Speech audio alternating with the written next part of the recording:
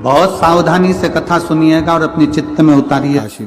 तुम एक ऐसे हो, तुम्हें मालूम है इतनी भीड़ पड़ रही है, तुम्हें मालूम है ट्रैफिक जाम हो रहा है, तुम्हें मालूम है निकलने में 2 घंटे लग जाएंगे, तुम्हें मालूम है टैक्सी मिलेगी, बस मिलेगी, कम मिलेगी, पता नहीं, तुम्हें मालूम है पानी गिरेगा, तुम्हें मालूम है भीड़ बहुत होगी, तुम्हें मालूम है कीचड़ भी पड़ रहा है, तुम्हें सब मालूम है, उसके बाद भी तुमने अपना रास्ता चेंज नहीं करा, उस रास्ते पर चलते रहे, चलते रहे, चलते रहे। 7 दिन तक इस भीड़ के रास्ते पर चलते चलते महादेव की कथा तक पहुंचे हो।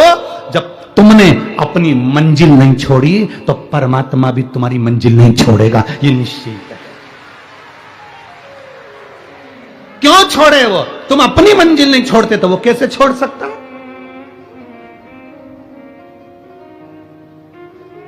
रास्ता वही चेंज करते हैं जिनको अपने आप पर भरोसा नहीं होता। तुम्हें भरोसा था मैं जाऊंगी, ट्रैफिक कितना भी हो, कैसा भी हो, मैं कथा में पहुंचूंगी, ये पक्का। तूने अपना भरोसा पक्का रखा इसलिए पहुंच गई।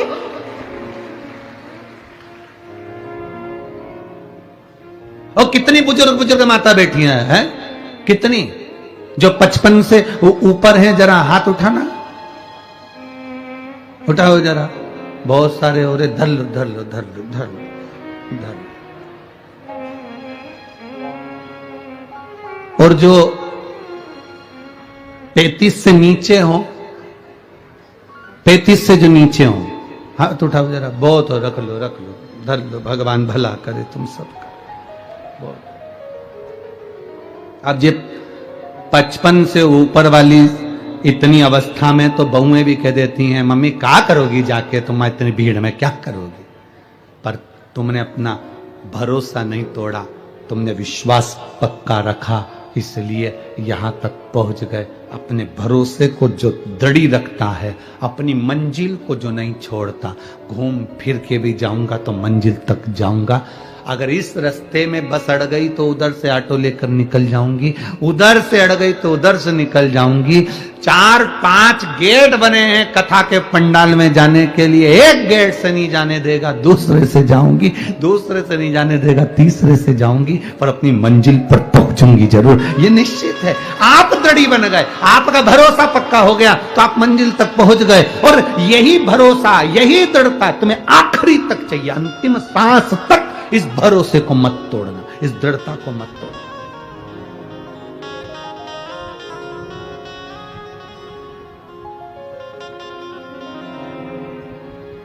अंतिम सांस।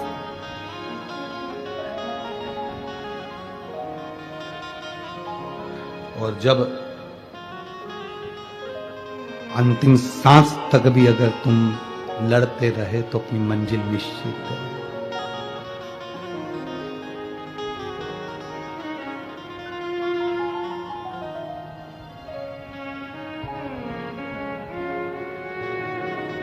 वो कहे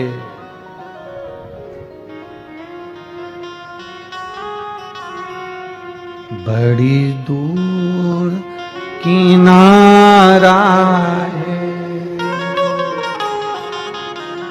कश्ती पुरानी है,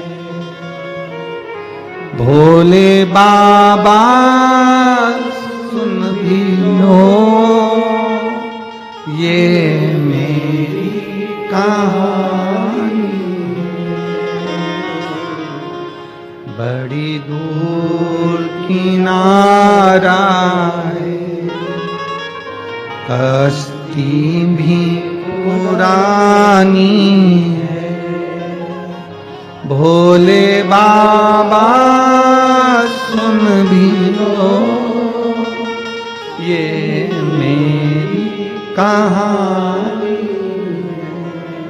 बहुत उम्र भी हो जाए तो ये नहीं सोचना कि अब तो परमात्मा के पास जाना है, कई माताएं कहती अब तो मर जाऊं तो अच्छा, अब तो भगवान उठा ले तो अच्छा, अब तो भगवान ले जाए तो अच्छा। एक बूढ़िया थी, लकड़ी का काम करती थी, लकड़ी बीन के सिर पे रख कर बेचने जाती थी, बहुत थक जाती थी। जब जब थकती थी तब तब कहती थी भगवान अब तो तू उठा ले, मैं बहुत परेशान हो गई, उठा ले। एक दिन शंकर जी से पार्वती जी ने कहा ये रोज रोज कहती है उठा ले, तुम जाते क्यों नहीं हो उठाने के लिए? शंकर भगवान बोले अब की बार बोलेगी तो उठा लाऊंगा।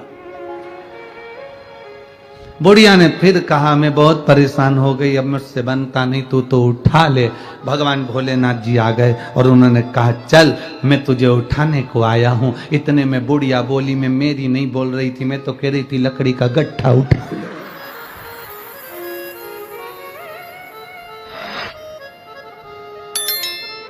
तुम इतने से में टूट गए?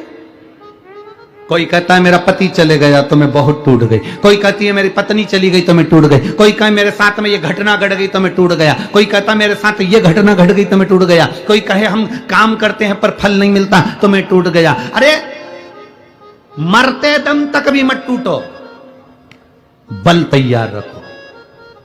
कभी मत कहो कि अब तो भगवान उठा ले, बल्कि ये कहो कि अभी और जिंदा रहूंगी, भगवान भोलेनाथ को पृथ्वी पर बुला के रहूंगी, ये बल चाहिए।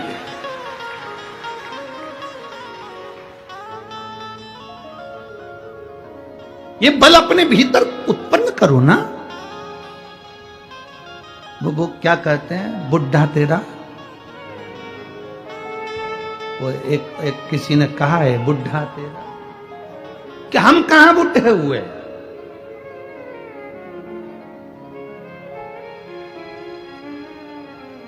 और शंकर का भक्त, शिव का उपासक मरने से भी नहीं डरता।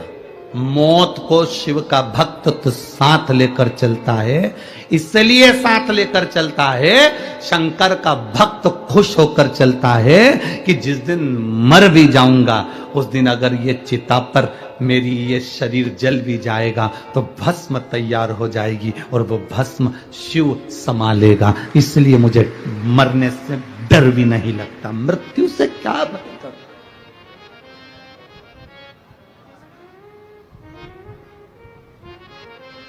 थोड़ा सा दुख आया, रस्सी लाए, टंग गए। थोड़ा सा दुख आया, गोली लाए, मर गए। थोड़ा सा दुख आया, बस के नीचे, ट्रेन के नीचे मर गए। हम कह रहे हैं ये तो ओल्ड फैशन है मरने का, कोई नई डिजाइन लाओ।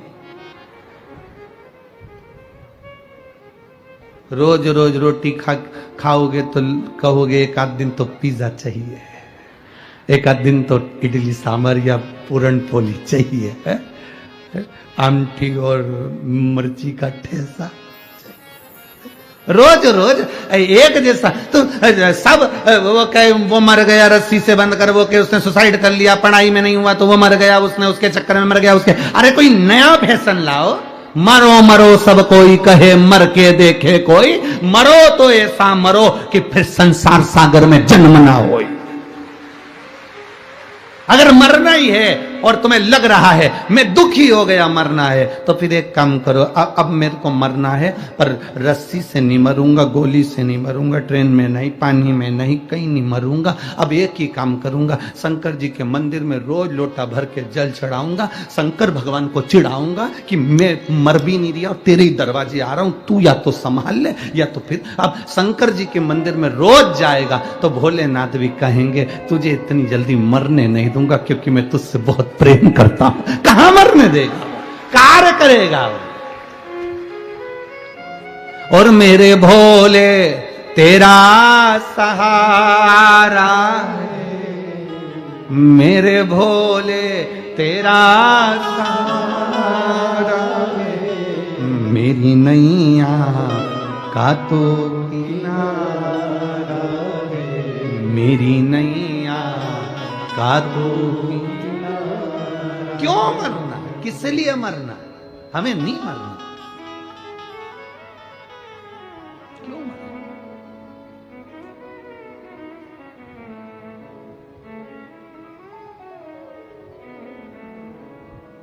कितना ही कहे, हमें नहीं मरना।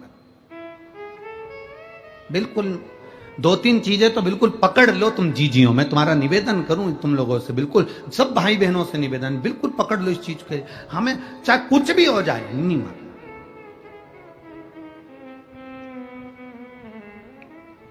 क्या है, अखबार खोलो तो न्यूज पढ़ने में आती है एक पति ने अपने बच्चों को, एक पत्नी ने अपने बच्चों को जहर दे दिया, वो मर गई, वो मर गए।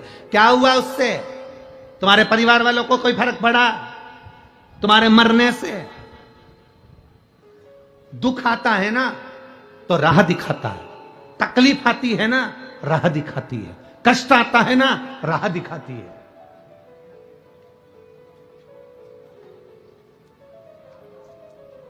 जब तक तपोगे नहीं तब तक निखरोगे नहीं। सोने के भी जेवर तप कर बनते हैं। सोने की कीमत में और जेवर की कीमत में अंतर हो जाता है। सोना अगर जितना रुपया भी तोला है, पर उसका जो जेवर बन जाएगा तो उसकी कीमत बढ़ जाएगी, क्योंकि उसमें कारीगरी करी गई है।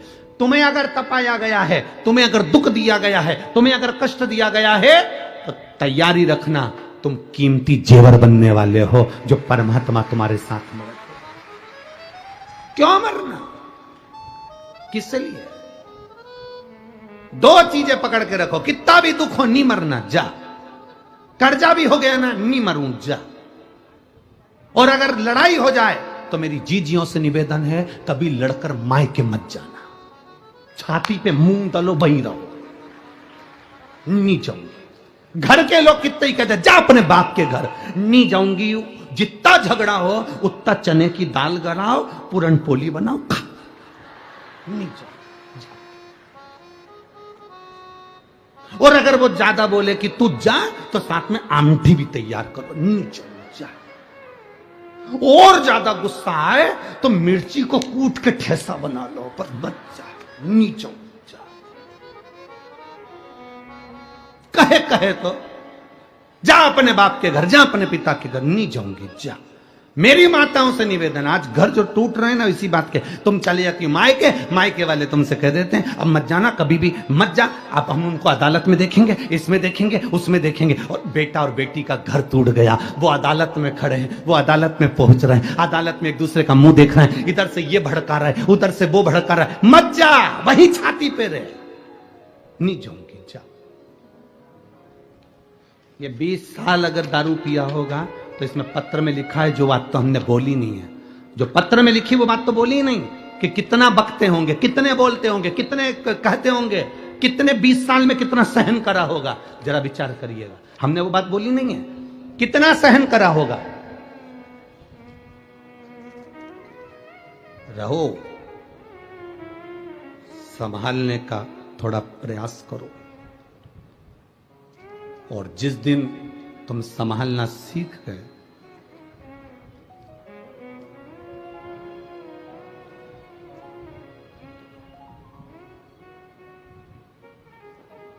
सफलता इश्क से नहीं मिलती है, सफलता रिस्क से मिलती है। अगर इश्क से सफलता मिल जाती तो बात दूसरी थी। सफलता तो रिस्क लेते हैं जब हम कंपटीशन में उतरते हैं, दुनिया का दबाव पड़ता है, टेंशन आती है, बहुत चिंताएं आती हैं, तब सफलता मिलती है। इश्क करने से सफलता नहीं मिलती, रिस्क लेने से सफलता मिलती है।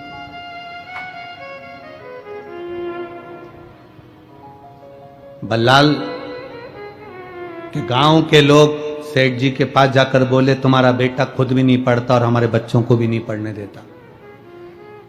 गणेश जी की मिट्टी की मूर्ति बनाता है, शंकर जी का शिवलिंग बनाता है, जमीन पर बनाकर बैठ जाता है, पेड़ों की पत्ती तोड़कर चढ़ा देता है, और सबको कहता है कि गणेश जी का भजन करो, शंकर जी की पूजन करो। तुम्हारा बेटा इतना बेकार है कि वो दूसरे को भी नहीं पढ़ने दे और खुद भी नहीं पढ़े, वो दूसरे को भी विद्यार्जन नहीं करने दे और खुद भी ना करे। तो पिता को क्रोध आया, मां को तो मालूम ही नहीं कि पति जा रहा है मेरे बेटे के पास, और पिता दौड़ कर गया। आज बेटे को देखा कि यहां मूर्ति की पूजन कर रहा है। गणेश जी की मूर्ति उठाकर फेंक दी, शिव जी की मूर्ति उठाकर फेंक दी। बेटे को पेड़ से बांध दिया, 2-3 दिन भूखा रहेगा, सब ठिकाने लग जाएगा। कब तक गांव वालों के ताने सुनूंगा मैं? कब तक श्रवण करूंगा मैं? कब तक सुनूंगा मैं? मूर्ति को फेंक दिया गया और बेटे को पेड़ से बांध दिया। शाम होने लगी, सेठानी को अपने बेटे की याद आई। बल्लालेश्वर तीसरे नंबर के विनायक हैं अष्ट विनायक में, तीसरे। सेठानी को अपने पुत्र की याद आती है, और सेठानी को जब पुत्र की याद आई तो उसने अपने पति से, सेठ जी से कहा, सुनो जी स्वामी, मेरा बेटा नहीं दिख रहा, मेरा बेटा ना जाने कहां चले गया, ढूंढ रही हूं, मिल नहीं रहा, वो विद्यालय से भी नहीं आया, वो ना जाने कहां रह गया, गुरु घर पूछ के आई हूं, गुरु घर से भी नहीं मिला, मेरा बेटा कहां, मेरा पुत्र कहां। सेठ अपनी पत्नी को यह नहीं बता रहा कि मैं उसको पेड़ से बांध कर आ गया हूं। शाम हो गई, मध्य रात्रि हो गई,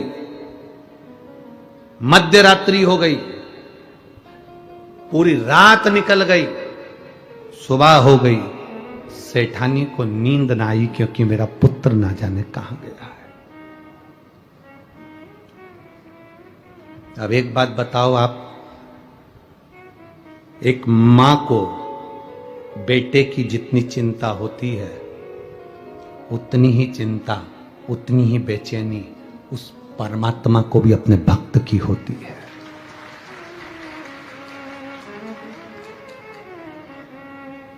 उतनी चिंता, उतनी बेचैनी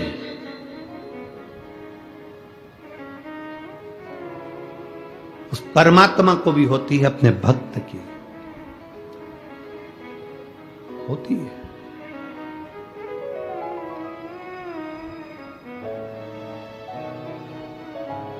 मिलन की आश उस परमात्मा को भी होती है, मिलन की आस उस परमात्मा को भी। तो कैसे मिले मेरा वो भक्त? मां जितनी बेचैन हो रही है अपने पुत्र से मिलने के लिए। एक रात हो गई, रात बड़ी भारी निकलती है, जब बेटा नहीं दिखे, छोटा सा बेटा, मात्र 8 वर्ष की आयु जिसकी, और वो बेटा ना दिखे तो मां की हालत क्या होगी? पिता चैन से सो रहा है क्योंकि उसको मालूम है मैं बांध कर आया, उसको मालूम है मैं पेड़ से बांधा, पर मां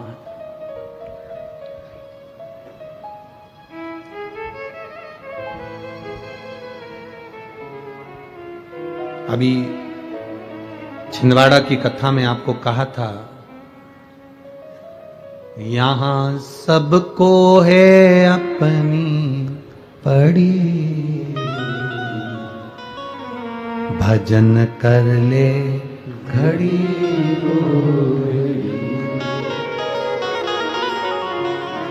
यहां सबको है अपनी पड़ी, भजन कर ले घड़ी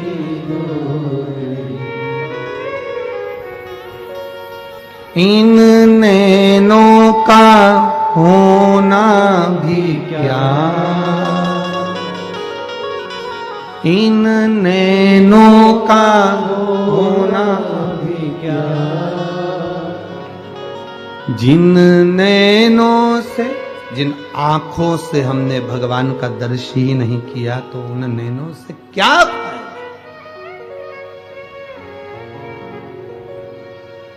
क्या लाभ?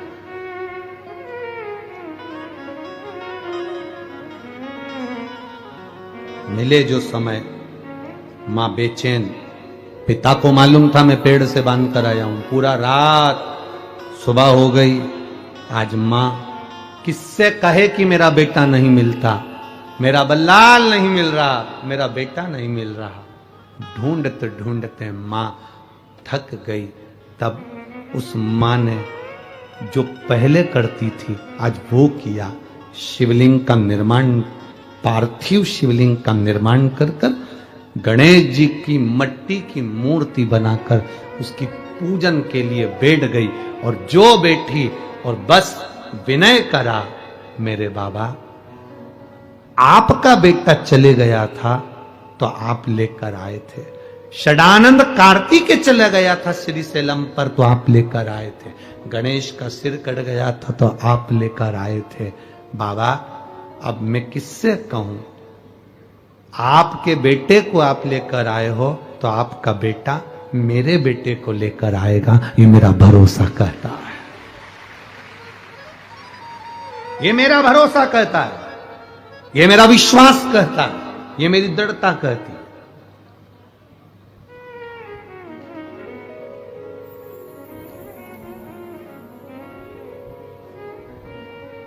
वो साध सकता है। पिता बेटे को इतना बोल्ड बनाए कि जब घर में बहुत बहुत ध्यान देना, पिता अपनी बहन को कुछ दे रहा है कि नहीं दे रहा उससे मतलब नहीं, पर भतीजे जो हों वो भतीजे ऐसे ऐसे मेहनत करने वाले हों, जब बुआ आए तो भतीजे शान से अपने घर में अपनी माँ से कह सके मम्मी राखी पे बुआ आने वाली है, उसको 2 साड़ी देना, एक पिता की तरफ से भतीजे की तरफ से। अब उसका भतीजा भी कमा रहा है, अब मैं भी कमा रहा हूं, देव बुआ आई है उसको देना। पिता से ज्यादा भतीजे का फर्ज बनता है कि अपनी बुआ को कुछ दे।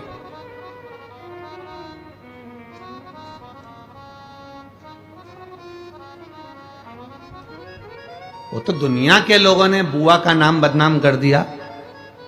वो प्रहलाद की जो बुआ थी उसने, दुनिया के लोगों ने कहानी गलत कर दी, पूरी कहानी गलत बताई। अगर दुनिया के लोग सही कहानी बताते तो भतीजा और बुआ का संबंध खराब नहीं होता। कहानी गलत थी ना। लोगों ने कहा, हिरण्यकशिपु ने अपनी बहन से कहा, बहन तू अपने भतीजे को गोदी में रखकर बैठ जा और चादर ओढ़कर बैठ जाना, तू बच जाएगी, तेरा भतीजा जल जाएगा। तो बुआ भतीजे को जलाने के लिए गोदी में लेकर बैठी। बोलो सही है कि गलत है? लोगों ने कहानी गलत बताई। होलिका, लोगों ने कहा उसने अपने भतीजे को जलाया। पहले तो होलिका का नाम तो निकालो कि होलिका का नाम क्या है। कथा वालों ने कह दिया हिरण्यकशिपु की बहन थी होलिका, वो अपने भतीजी प्रहलाद को गोदी में लेकर बैठ गई। वो प्रहलाद को हाथी के पांव के नीचे डाला, खोलते तेल में डाला, अग्नि में डाला, इसमें डाला, उसमें डाला, नहीं मरा। आखिरी में अपनी बहन से कहा होलिका तो अपने भतीजे को गोदी में लेकर बैठ जा। पहले उस होलिका का असली नाम तो लाओ, जिस होलिका का नाम विष्णु पुराण में डूंडा लिखा है। क्या नाम लिखा है? डूंडा। होलिका का असली नाम लिखा है विष्णु पुराण में डूंडा। इसलिए आज भी होली में लकड़ी नहीं जलाई जाती, मोटे मोटे ढूंढ जलाए जाते हैं, क्योंकि उसका नाम ढूंढा है। और ढूंढा बैठी अग्नि में, भतीजे को गोदी में लेकर बैठ गई। उसके पास में एक ब्रह्मा जी की चादर थी, जिसको ओढ़कर बैठ जाती थी तो आगी में जल नहीं सकती थी। ढूंढा ने देखा चारों तरफ से आगी लग गई, मेरा भतीजा जल जाएगा। तो बुआ को लगा मेरा भतीजा जल जाएगा। बुआ वो होती है जो दुआ देती है, बुआ कभी बद्दुआ नहीं देती है।